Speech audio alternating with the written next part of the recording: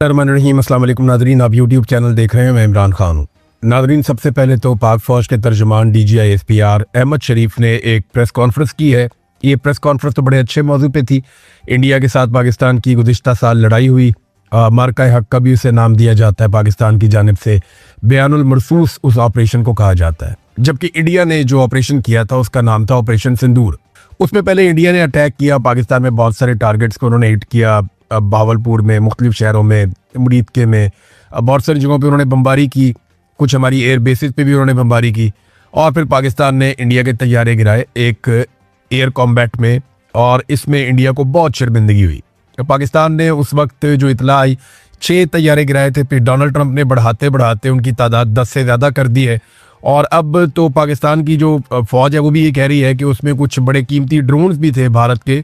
तो ये कुल मिलाकर भारत का नुकसान 8 तैयारों का बताया जा रहा है कि भारत को ये नुकसान हुआ था।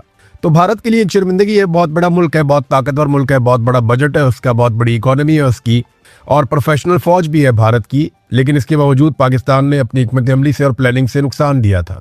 एक चीज़ मैं आपको याद दिलाऊं, आज से 1 साल पहले जब इंडिया और पाकिस्तान की लड़ाई चल रही थी तो पाकिस्तान लड़ाई से गुरेज कर रहा था। उस वक्त के वीलॉग्स अगर आप उठाकर देखें तो मैं बार बार ये कह रहा था कि पाकिस्तान को चाहिए कि जवाब दे, पाकिस्तान को चाहिए कि इस लड़ाई को उठाए और उठाकर इंडिया में ले जाए।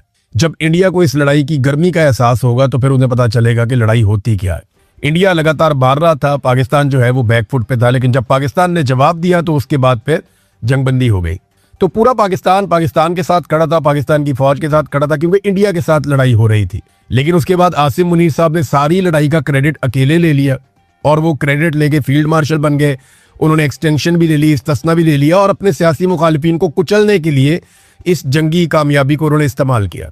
हमने देखा कि पाकिस्तान तहरीक इंसाफ को, इमरान खान साहब को, उनसे जुड़े हुए लोगों को, जो आसिम मुनीर साहब की मुखालिफ सियासी जमात है, उसको बहुत ज़्यादा कुचला गया, बहुत ज़्यादा उनके ऊपर तशद्दुद किया गया, उन्हें निशाना बनाया गया इस बयानुल मरसूस में मिलने वाली कामयाबी के बाद।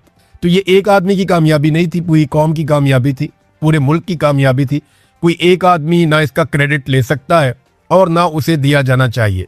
देखिए, पाकिस्तानियों का तो फार्मूला है सादा सा, दुश्मन से लड़ोगे तो साथ देंगे, हमसे लड़ोगे तो मात देंगे। सीधी सीधी बात है। जब आप दुश्मन के साथ लड़ते हैं तो सारा पाकिस्तान आपके साथ होता है, लेकिन जब आप पाकिस्तानियों के साथ लड़ते हैं तो पाकिस्तानी फिर आपको शिकस्त देते हैं, जैसे पाकिस्तानियों ने आपको 8 फरवरी 2024 को शिकस्त दी थी। DGI-SPR ने कुछ बड़े हैरान कुन बयान दिए। एक स्टेटमेंट DGI-SPR ने दिया। देखिए, अगर वो बात करते ना सिर्फ इंडिया के मामले में तो आज की प्रेस कॉन्फ्रेंस बड़ी मजेदार रहती। वो सिर्फ इंडिया पे बात करते, इंडिया के हवाले से बात करते, बयानुल मरसूस पे बात करते, 1 साल गुजर गया उन्हीं यादों पे बात करते, कुछ फैक्ट्स हमारे सामने रखते, तो वो रिपोर्ट होते वो बड़ा अच्छा लगता। लेकिन DGI-SPR, क्योंकि पाकिस्तान की फौज काफी हद तक मिलिट्री एस्टेब्लिशमेंट पोलिटिसाइज हो चुकी है और हमेशा से ही है, तो वो सियासत पे बात करने से बाज नहीं आए। उनसे सवालात भी किए गए, उन्होंने जवाब भी दिए। हालांकि वहां पे एक रिक्वेस्ट की जा सकती थी कि आज का हमारा ये सारा का सारा जो सेशन है ये नॉन पॉलिटिकल है, इस पे हम सिर्फ और सिर्फ बात करेंगे बयानुल मरसूस पे, और हम बात करेंगे इंडिया के साथ होने वाले मार्का हक पे, और किसी चीज पे बात नहीं होगी। लेकिन फिर सारी बात नहीं हुई। DGI-SPR ने एक बड़ा हैरान कुन बयान दिया, लेकिन वो इंडियन फौज के बारे में दिया। जरा बयान आप सुनिए और गौर से सुनिए, और आप सोचिए कि ये बयान सुनने के बाद आपके दिमाग में कौन सी फौज आती है। पहले आप ये बयान सुन लीजिए DGI-SPR का। अंग्रेजी में स्टेटमेंट है, ये सुन ले, फिर मैं आपको तर्जुमा बताता हूँ। जी, आपने ये स्टेटमेंट सुन लिया DGI-SPR का। अगर आप अपनी फौज को सियासत ज़दा करेंगे या अपनी सियासत को मिलिट्री ज़दा करेंगे तो ये चीज़ बहुत खतरनाक है। ये हम भारत में देख रहे हैं। ये DGI-SPR ने कहा, फौज को सियासत ज़दा करेंगे या अपनी सियासत को मिलिट्री ज़दा करेंगे। देखिए, मुझे पाकिस्तान की फौज से प्यार होना चाहिए ना, मैं तो पाकिस्तानी हूँ और मेरी फौज भी पाकिस्तान की फौज है। तो इंडियन फौज तो वो फौज है जिसके साथ पाकिस्तानी फौज लड़ती है, और हमेशा हमने पाकिस्तान के बयानियों को सपोर्ट किया। लेकिन सच सच होता है ना। देखें, 4 मार्शल्ला इंडिया में लगे या पाकिस्तान में लगे, कहाँ की फौज है जिसने सियासत की? 4 मार्शल्ला तो लगे हैं जनाब पाकिस्तान में, और जो आर्मी डिक्टेटर्स हैं वो सदूर कहाँ पे बनते रहे? इंडिया में बनते रहे या पाकिस्तान में बनते रहे? पाकिस्तान में बनते रहे। पाकिस्तान की फौज ने हुकूमतें गिराई हैं या इंडियन फौज ने हुकूमतें गिराई हैं? पार्लियामेंट हाउस के ऊपर, PTV के ऊपर, वजीर आजम हाउस के ऊपर कब्जा पाकिस्तान की फौज ने किया है या इंडियन फौज ने इंडिया के अंदर ये काम किया है? भारत में कोई SIFC तर्ज का इदारा नहीं बनाया जाता, पाकिस्तान में बनाया जाता है। भारतीय फौज कोई बहुत बड़े कमर्शियल कारोबार भी नहीं करती, मैं उसकी तारीफ नहीं कर रहा, लेकिन मैं फर्क आपको बता रहा हूं कि डीजी आईएसपीआर को ये स्टेटमेंट नहीं देना चाहिए था। स्टेटमेंट देने से पहले उन्हें देखना चाहिए था कि वो खुद कहां खड़े हैं। सियासतदानों का अगवा करके जबरदस्ती फैसले और तरमीम नहीं करवाई जाती, भारत में पाकिस्तान में करवाई जाती हैं। वहां फौजी अफसरान के बैनर्स और पोस्टर सड़कों पर और इंतखाबात में नहीं लगाए जाते कि जनाब ये मेरा जर्नैल से ताल्लुक है, ये फील्ड मार्शल की जमात है हमारी, हम उनको सपोर्ट कर रहे हैं, आप हमें वोट डालें। इस तरह वहां भारत में वोट नहीं मांगे जाते, ये पाकिस्तान में किया जाता है। भारत में वहां के मिलिट्री चीफ जो है वो एक्सटेंशंस वगैरह इस तरह की चीजें नहीं लेते, इन चक्रों में नहीं पड़ते। यहाँ पाकिस्तान में इन चक्रों में बहुत ज्यादा पड़ते हैं, भारत में ये चीजें बहुत कम है। फिर वहां जो है पुलिस वाला भी एक फौजी ऑफिसर को पूछ सकता है, यानी कानून की इस हद तक बालादस्ती है कि वो कम से कम फौजी जवाबदेह होता है, अगर पुलिस वाला भी उसको पूछना चाहे तो पूछ सकता है। वहां फौज पूरा इलेक्शन चोरी नहीं करती भारत में, पाकिस्तान में तो पूरा का पूरा इलेक्शन ही चोरी हो गया ना। इलेक्शन कमिश्नर की तो औकात ही नहीं है, एक आवाज दें आर्मी चीफ तो वो बेचारा दौड़ा जाता है फाइलें हाथ में लेकर। लेकिन भारत के अंदर जो इलेक्शन कमिश्नर है वो बहुत आजाद है, वो बहुत ताकतवर है और वो इलेक्शन करवाते हैं अपनी मर्जी से।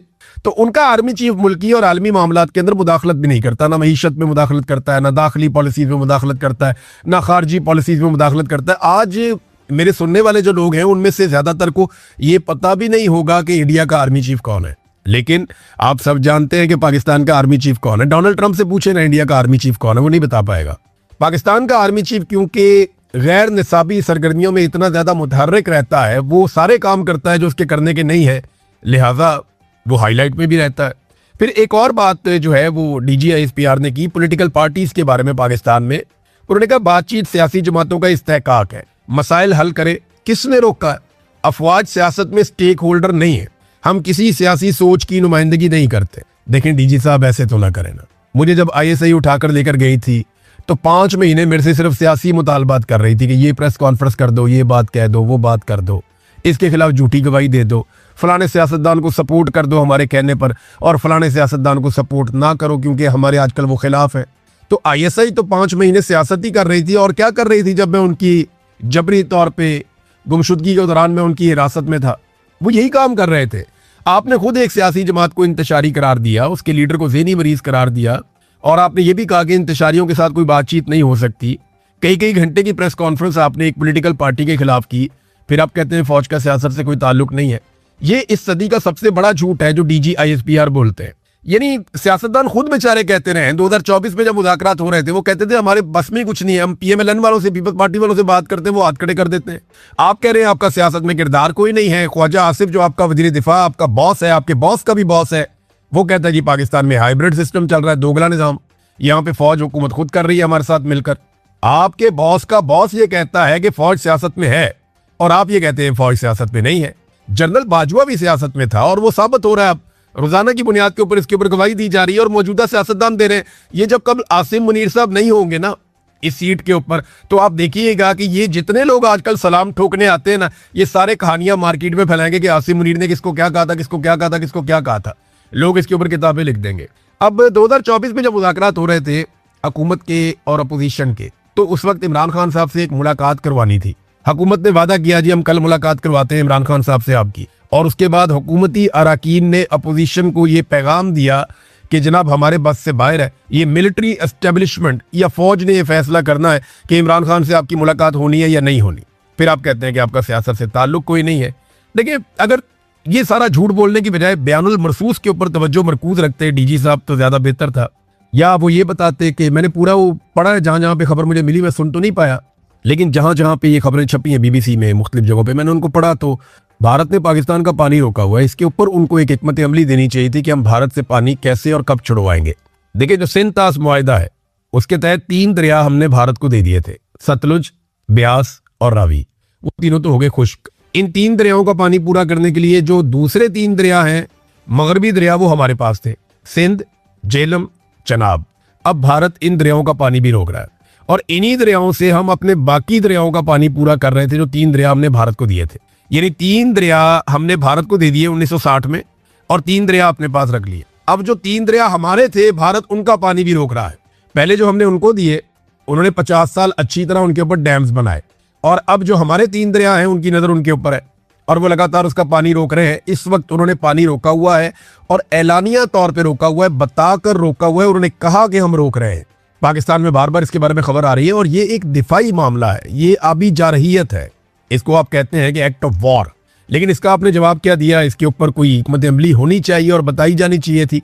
कश्मीर को किस तरीके से आज़ाद करवाना है, इसके ऊपर एक सवाल भी किया गया वहाँ पे, लेकिन कैसे आज़ाद करवाना है इसके बारे में कोई हिकमत अमली आज तक नहीं है कि ये काम कैसे करना है। बाकी सारा हमें पता है कि क्या करना है और कहाँ करना है और कैसे करना है, लेकिन कश्मीर कैसे आज़ाद करवाना है, अपना पानी कैसे छुड़वाना है भारत से, इस बारे में कोई हिकमत अमली नहीं थी। बहरहाल पॉलिटिकल मामलात पे जितना मर्जी आप काम करवा लें।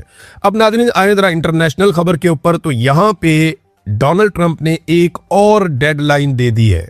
एक डेडलाइन डोनाल्ड ट्रंप ने और दी और डेडलाइन है जनाब 1 हफ्ते। लेकिन मैं आपको इंटरेस्टिंग बात बताता हूँ, डोनाल्ड ट्रंप ने ईरान को कब डेडलाइन दी है। डोनाल्ड ट्रंप ने ईरान को 15 मार्च को एक डेडलाइन दी और ये कहा कि ईरान के पास 48 घंटे हैं वरना उन पर जहन्नुम की आग बरसा दी जाएगी। फिर ट्रंप ने 28 मार्च को एक और ईरान को डेडलाइन दी और कहा कि ईरान के पास 72 घंटे हैं वरना उन्हें तबाह बर्बाद कर दिया जाएगा। फिर 4 अप्रैल को एक और डेडलाइन दी और उन्होंने कहा रात 8 बजे तक का वक्त है वरना उन पर जहन्नुम की आग बरसाई जाएगी। फिर 5 अप्रैल को डोनाल्ड ट्रंप ने एक और डेडलाइन दी और कहा कि ईरान के पास तामील के लिए सिर्फ 1 हफ्ता है वरना उन पर तबाही के दरवाजे खोल दिए जाएंगे। फिर कभी वो कहते हैं सिविलाइजेशन पूरी की पूरी मिटा देंगे, पूरे मुल्क को बम से उड़ा देंगे। ये नॉर्मल है, डोनाल्ड ट्रंप ऐसे स्टेटमेंट देते रहते हैं। फिर 15 अप्रैल को डोनाल्ड ट्रंप ने कहा कि 48 घंटे हैं वरना तबाही फेर देंगे। अब आज डोनाल्ड ट्रंप ने स्टेटमेंट दिया कि ईरान के पास तामील के लिए सिर्फ 24 घंटे हैं वरना उन पर जहन्नुम की आग बरसाई जाएगी। और अभी थोड़ी देर पहले डोनाल्ड ट्रंप के हवाले से एक और बयान आया जिसमें उन्होंने अपनी डेडलाइन को एक मरतबा फिर 1 हफ्ते तक बढ़ा दिया। ये है नाज़रीन डोनाल्ड ट्रंप की डेडलाइंस। अब जब एक आदमी इतनी ज्यादा डेडलाइंस दे रहा है बार बार तो उसकी क्रेडिबिलिटी खराब हो रही है। और बदकिस्मती ये अमेरिका की है कि अमेरिका एक बड़ा और तगड़ा मुल्क है, दुनिया के ऊपर रूल करता रहा है, अब भी कर रहा है, लेकिन उस मुल्क की क्रेडिबिलिटी खराब हो रही है डोनाल्ड ट्रंप के बार बार बयानात से भाग जाने की वजह से। वॉल स्ट्रीट जर्नल की एक रिपोर्ट आई है, उसके मुताबिक अमेरिका ने ईरान के सामने एक नया जोहरी फ्रेमवर्क का खाका पेश किया। अमेरिका का इशू ये है कि वो चाहता है कि जो एटम बम का मामला है ईरान का वो हल हो जाए, तो उन्होंने एक नया फ्रेमवर्क दिया है। अगर तेहरान इस पर इत्तफाक करता है तो 30 रोज़ा मुज़ाकरात जो है उनका आगाज हो जाएगा। और इसकी जो अहम शिक्के हैं वो क्या है, वॉल स्ट्रीट जर्नल ने जो छापा उनके मुताबिक ईरान इस बात का एतराफ़ करे कि वो जौहरी हथियार हासिल करने की कोशिश नहीं कर रहा, ये तो वो पहले ही कह चुके हैं। फिर ये कहा कि जो ईरान की 3 तनसीबात हैं जहाँ पे वो यूरेनियम को अफसूदा करता है, चाहे वो अस्फहान में है, नतंज में है, वर्दू में है, वो कह रहे जी उनको ख़त्म किया जाए। तीसरी शर्त यह है कि ज़ेरे ज़मीन जो जौहरी सरगर्मियाँ हैं उन पर मुकम्मल पाबंदी होनी चाहिए। चौथी शर्त यह है कि जब ज़रूरत पड़े मुआयना करने की तो ईरान जो है वो हर किस्म की उसके अंदर कॉपरेशन दे। अगली शर्त यह है कि यूरेनियम की अफसूदगी पर ईरान में 20 साल पाबंदी लगे। पहले ये मुस्तकिल लगाने चाह रहे थे, अब 20 साल की शर्त रख दी गई है। और एक आखिरी शर्त इसमें यह है यूरेनियम के हवाले से कि जो अफसूदा शुदा यूरेनियम है उसके तमाम ज़खायर मुंतकिल कर दिए जाएं ईरान से बाहर। अब ये शराइत अमेरिका ने रखी है। आपने हुर्मुज़ को दोबारा खोलना और अमरीकी नाकाबंदी में नरमी भी इसके अंदर एक चीज़ शामिल है। और साथ उन्होंने कहा जी पाबंदियों का हम खात्मा करेंगे ईरान की कारकर्दगी की बुनियाद के ऊपर कि अगर ईरान अच्छा काम करेगा तो पाबंदियां हम खत्म कर देंगे, अदरवाइज फिर हम खत्म नहीं करेंगे। अब आलमी सतह के ऊपर जितने भी एक्सपर्ट्स हैं वो सारे एक ही बात कर रहे हैं और बार बार यही बात कर रहे हैं। बरतानिया के साबिक नेवी चीफ हैं, उन्होंने भी ये बात की है। जितने एक्सपर्ट हैं उन सबका कहना है कि अगर दिफाई नुक्ता नज़र से देखा जाए तो ईरान बहुत कम इम्कान है कि आबने हुर्मुज़ को छोड़ देगा या उसका कंट्रोल छोड़ देगा। यानी ईरान बेवकूफ़ होगा अगर आबने हुर्मुज़ का कंट्रोल छोड़ देगा। वजह यह है कि उसके हाथ में एक ऐसी सोने की चिड़िया आ गई है जिससे ना सिर्फ वो अपनी मईशत खड़ी कर सकता है बल्कि दिफाई नुक्ता नज़र से उसको इसका बहुत फ़ायदा है। और ये ईरान के लिए एक तरह से सिक्योरिटी की जमानत बन गई है। ये उनकी एक स्ट्रेटेजिक एक बहुत बड़ी कामयाबी है। तो आपने हुर्मुज़ को कभी नहीं छोड़ेगा, ये उसकी कौमी सलामती के साथ जुड़ गई है। जंग शुरू करते वक्त किसी को इस बात का अंदाजा नहीं था कि ईरान आबने हुर्मुज़ से काबू कर लेगा पूरे निज़ाम को, लेकिन ईरान को यह मौका मिला और अमेरिका ने उसे यह मौका दिया और उन्हें काबू कर लिया।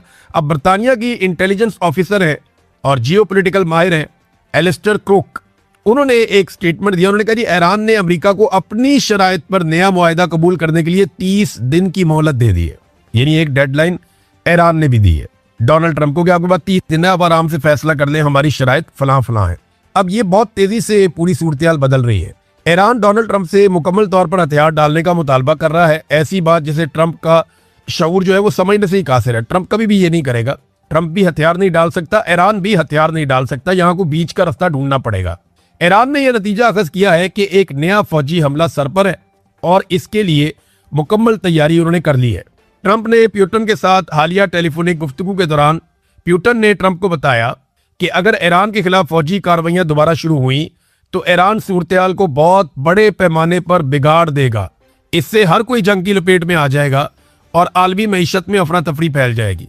प्यूटन ने यह भी कहा कि अगर ईरान पर हमला हुआ तो जंग में नए अनासिर सामने आएंगे। अच्छा, ये अब रशिया ने अमेरिका को बताया, प्यूटन ने ट्रंप को बताया कि ईरान इस जंग को इतना फैला देगा और इतना रायता फैल जाएगा कि फिर किसी से कंट्रोल नहीं होगा। अब अगर आपने ईरान के ऊपर अटैक किया तो उसने जो तैयारी की है वो बड़ी खौफनाक है। वो बहुत सारे मुल्कों के ऊपर एक साथ अटैक करेगा और पूरे खित्ते में आग लग जाएगी और पूरी दुनिया इससे मुतासिर होगी। चीन ने भी जो है वो अमरीकी पाबंदियों को मानने से इनकार किया, बल्कि चाइना ने जो ईरानी तेल के ऊपर अमेरिका ने पाबंदी लगाई, उन्होंने बाकायदा ये कहा कि आप दुगना खरीदें और ज्यादा वो काम करें, क्योंकि एक तरफा तौर पे अमेरिका की पाबंदियों को चाइना कबूल नहीं करता। और ये लड़ाई शुरू की हुई और हालात खराब किया हुआ, ये सब अमेरिका की वजह से। तो चाइना ये समझता है कि अमेरिका ने दुनिया की मईशत को खतरे में डाला और सलामती को खतरे में डाला, लिहाजा अमेरिका को अब इस लड़ाई में अमन की तरफ जाना चाहिए, मजीद लड़ाई को फैलने नहीं देना चाहिए।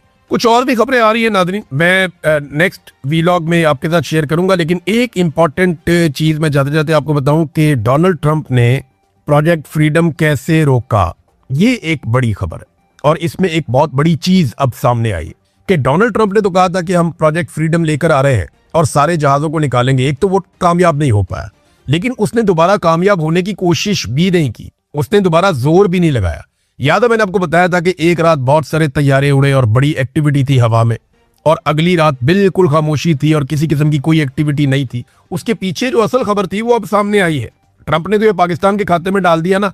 वो डोनाल्ड ट्रंप जो कहता है पाकिस्तानी कहते हैं जनाब हम जैसे आप कहते हैं वैसे ही हमने कहा था। अच्छा, हमने कहा था जी, ठीक है, हमने कहा था। तो असल में क्या हुआ था, सऊदी अरब ने प्रिंस सुल्तान एयरबेस और फिजाई हदूद अमेरिका के लिए बंद कर दी, जिसकी वजह से प्रोजेक्ट फ्रीडम डोनाल्ड ट्रंप का नाकाम होकर रुक गया। ये एनबीसी की एक रिपोर्ट आई है, उसके मुताबिक डोनाल्ड ट्रंप ने खलीजी इत्तेहादियों से कोई मुशावरत किए बगैर प्रोजेक्ट फ्रीडम यानी आबनाए हुर्मत में जहाजों को महफूज नकलो हरकत का एक ऑपरेशन उसका ऐलान कर दिया। तो सऊदी अरब ने फौरन अमेरिका को प्रिंस सुल्तान एयरबेस और अपनी फिजाई हदूद इस्तेमाल करने से इनकार कर दिया। डोनाल्ड ट्रंप ने मोहम्मद बिन सलमान को टेलीफोनिक कॉल भी की, लेकिन कोई फायदा नहीं हुआ। ऑपरेशन शुरू होने के बाद कतर से राब्ता किया गया, जबकि ओमान को तो ऐलान के बाद ही खबर दी गई। नतीजा ये निकला कि खलीज के अहम तरीन इत्तेहादियों को अंधेरों में रखकर एक तरफा फैसला करने की कीमत वाशिंगटन को बहुत भारी पड़ी। सऊदी रद्द-ए-अमल के सामने डोनाल्ड ट्रंप को प्रोजेक्ट फ्रीडम को रोकना पड़ा। ये खित्ते की एक बहुत बड़ी डेवलपमेंट है, बहुत बड़ी ब्रेकिंग न्यूज है।